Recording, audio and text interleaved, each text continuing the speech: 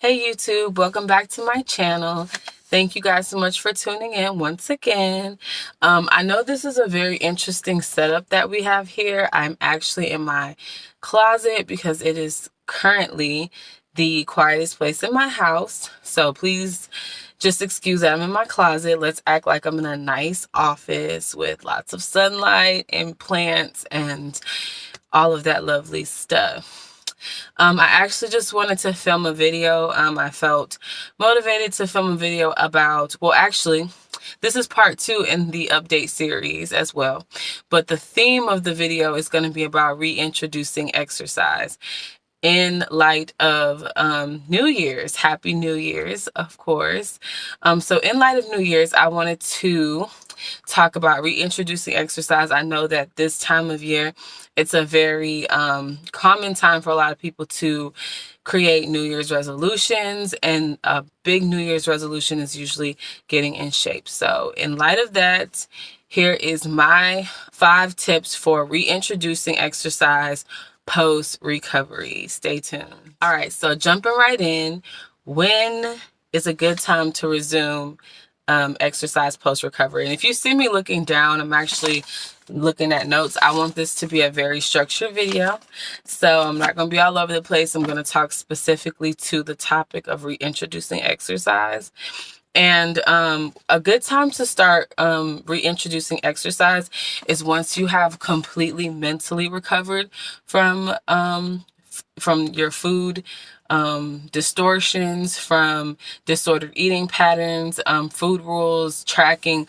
Once you've done that and you have restored an intuitive balance with your eating, meaning that you're having normal cues and you're not binge eating or under eating anymore and things of that nature. When you're eating enough and you have a sustained amount of natural energy, then I would say that you're in a place in your recovery where introducing exercise is probably good. It's going to help you instead of hinder you, or you won't suffer the effects of reintroducing it prematurely.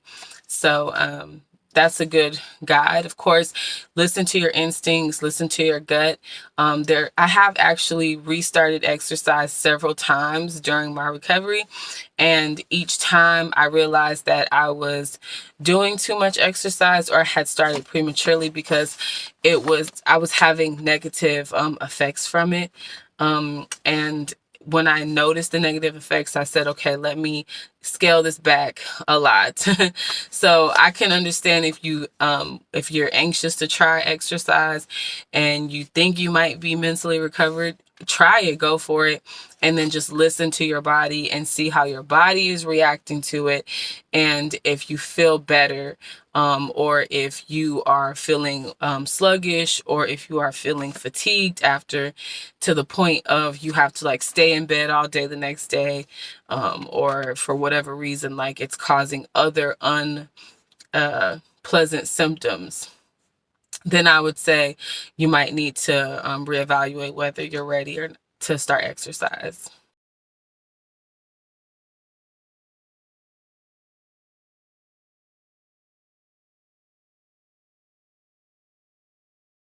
The next common question would be, what exercises are helpful in recovery or post-recovery? And I know this may be like a little tricky because we're thinking that all exercise would be helpful in recovery. But the truth is, gentle movements, gentle exercise is the best. I have tried moderate exercise. I have tried weights. I have tried calisthenics. I have tried all of it throughout my recovery, and all of them were too intense. Of course, I'm speaking from my own experience. So if you were relatively fit before you began recovery, it is possible that you may have retained some of that and you may be able to start at a more moderate level. However, I do urge people to start with gentle exercises for several reasons. Gentle exercises are really good for relaxation, and also they're good for releasing stress. And that's a big thing when you are in recovery because you're typically very stressed out. A lot of times what got us into recovery in the first place is a burnout from exercise and dieting. So introducing exercises that calm your body versus stressing out your body is important to restore the calmness aspect to your body and to recondition your mind to see exercise as a good thing and not a stressful thing. Or something that is going to cause you to endure long periods of physical recovery after you exercise your body. So long bouts of physical exhaustion can bring upon a burnout any type of in any type of physical spectrum. It can really cause you to see exercise in a negative way. And I hope this is making sense because it's something that I had to learn because I'm the type of person who wants like quick results. I can tell you that the more intense the activity is, the more intense the physical recovery will be.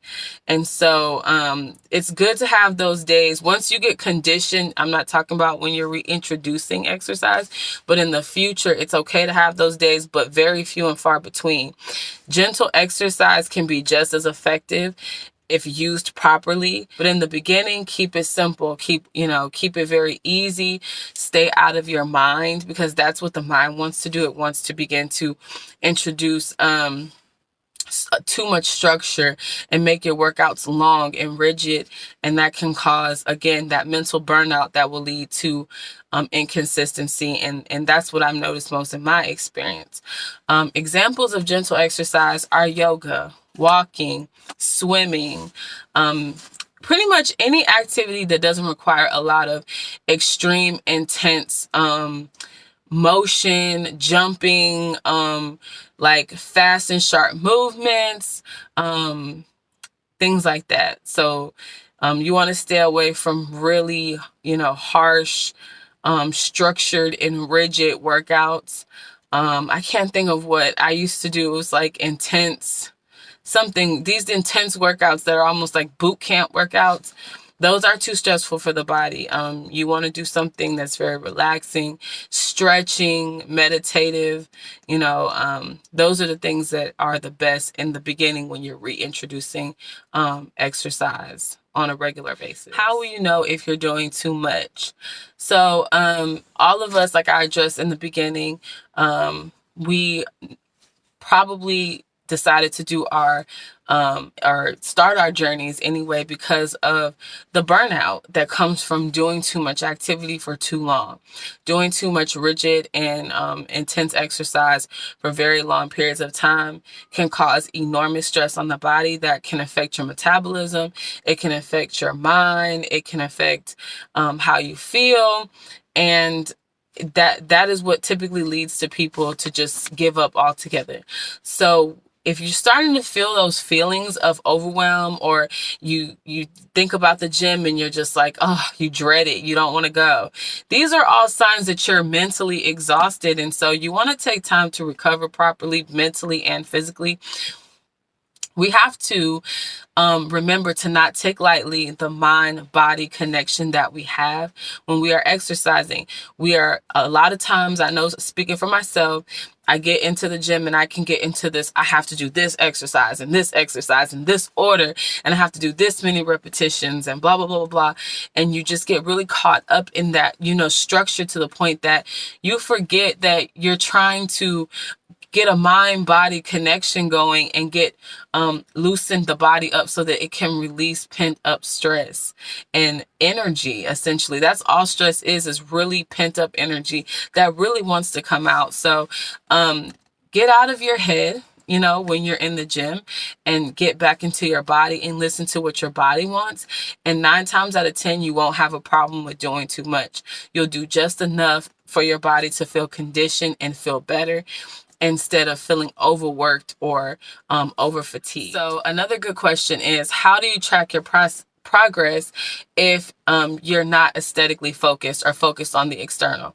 And I love this because before, I used to be very aesthetically focused, always tracking with pictures and measuring, getting on the scale, all of that stuff. I have to just adjust, my foot is going to sleep. But when you go through recovery, obviously you have to break out of those bad habits because they're not helpful. And they give you a sense of, if you don't see any progress, then you didn't make any progress. And that is just not the case. There's so many other ways where you can measure your progress. Number one is, how do you feel? Do we often think about how we feel after exercise? You know, obviously you feel better. Some people feel better, but you really have to tap into your body and see how your body feels, you know? And how do you feel in your mind? Do you feel more mental clarity? Do you feel energized? Do you feel relief? You know what I mean? And I'm not talking about, like, I know after you exercise, you have like that post-workout soreness. I'm not talking about that. And for some people, that can actually feel good. It can make them feel like they, you know, did a good job in their workout. But I mean, like, you know, not in the soreness part, but how do you feel about yourself? Because as you exercise, you should feel better within yourself. Your emotions should feel you should feel relaxed, really. You're releasing a lot of energy, and you should feel very relaxed. You should sleep better. That's another indicator that you are making progress. If your sleep improves, let me see what else I wrote in my notes. You should feel stronger. You should be noticing a natural progression in your strength. And when you're out during the day and you like have to do tasks like bring in groceries, you're noticing you can lift more, you can do more shopping. You can do, like, when you're shopping, you have more energy. When you're doing your day-to-day tasks, somebody was calling. But anyway, so these are all ways you can measure. Just tap into your body and think about how you feel. Do you feel better? Like, I know this is, like I said, I'm probably repetitive, but this is something that it took a long time for me to understand. And I'm just trying to, give you guys my best advice and what worked for me. So, okay, last one, number 5, how to use exercise as a tool in recovery. So I'm gonna close my notes real quick. All right, so exercise can be a tool just like anything else, and it can be misused and abused just like anything else. I think one of the biggest things that going through recovery helped me with is realizing the purpose for exercise. Our ancient ancestors had to do a lot of activity to get things done during the day. And in our more modern life, civilization, we don't have to do as much activity. So we can become very comfortable with not doing activity. However, activity is how we release negative emotions, through getting things done, through exercising, and just generally, it's fun. You can be competitive, and it's how we connect with others. So I feel like it can be used as a tool when you don't focus on the physical. Okay, like focusing on the physical is what's gonna is what's gonna hem you up every time. It's gonna keep you stuck in a perpetual recovery. Realizing that exercise has wonderful stress relieving benefits if you have a mind-body connection. If you're focusing on building yourself and not looking a certain way, but building up your performance, then on your day-to-day life, you will feel better as you do things because you'll have more energy. Your body will be in better shape, in better condition, versus being tired, versus being wore out. You'll notice that you process through your emotions quicker. You'll notice that you sleep better. And I've said all this before, but I just want to reiterate that. So choosing activities that you enjoy is key here. If you don't like an activity, don't do it. If you don't like an exercise, don't do it. Use exercise as a time to connect with your friends. Go to exercise classes, dance, things like that get you out of your shell. I'm just thinking of ways that it helped me. I go to the gym now and I really work out instinctually. I don't create any sort of structure because I noticed that with me, I can get obsessive in that. And now I just go and I pretty much wing it. And you know what? I get some of the best workouts that way. because it's all in my unconscious mind. I've already trained my unconscious mind how to exercise. But anyway, so my best advice is find activities that work for you, that make you happy, that keep you feeling good.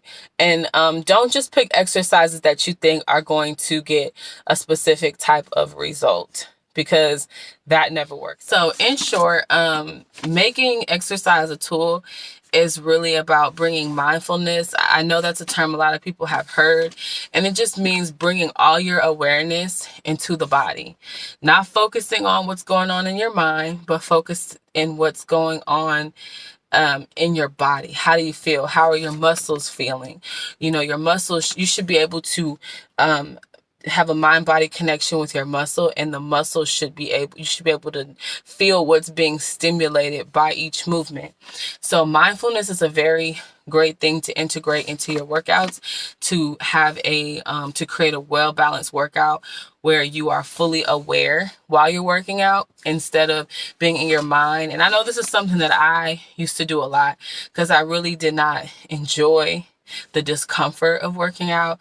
And so I would escape into my mind and, you know, have all these like imaginative stories running in my head while I'm exercising of what I'll look like when, you know, once I'm finished and once I reach my goals. But now I focus all my attention on my mind-body connection, and it's just really training your body to be able to be calm in high stress environments, because exercise to your body feels like in a high stress environment. I mean, it's just a way to create like a meditative awareness within yourself while you're doing something very uncomfortable. And then your body will begin, you will train your body to be calm while you're in this discomfort. And then your body will be able to relax into it. And you'll feel the feeling, honestly, of this is so much better than reaching any kind of physical goal. I've had brief periods of time where I used to do really strenuous activity. I used to jog a lot, and there would be a point in the jog where I would just feel like a superwoman because I could just master the calmness within my body, and I didn't even feel like I was running. I felt like I was walking, but I was running. And so this is kind of the goal that I've set for myself. I want to get back to where jogging feels like walking, because my body is so calm and my breaths are so deep and I'm not even feeling the discomfort anymore. And this takes that mind-body connection and, you know, getting out of your head and not looking for a physical reward, but like a physical aesthetic reward, but looking for an inner reward that comes from exercising and reaching bigger goals than just how you look. So I hope this video was helpful. Again, I know I'm in a small closet. This is funny, but this is literally the only place in my house that's not occupied by my family and my children. So, and I wanted to get this video out because I'm trying to stay consistent with y'all. I'm trying to give y'all a video at least once a month. So this is part 2, reintroducing exercise post-workout, or even for those that have been in recovery for some time and they feel like they're ready to start their journey back exercising, and they feel ready and they feel like this is the right time. Go ahead, you know, try it out, see if my tips work. I feel like they're gonna work great for you, because these are really tips I've done and tried, and this is it, y'all. This got me through the hardest part, which is the mental, you know, fear of getting back into the gym, especially in a bigger body. So anyway, look forward to part 3. It'll be coming. Like I said, I'm trying to get them out every month. I feel like that's a pretty attainable goal, right? So, all right, see y'all later. See y'all in the next video. Thanks for watching.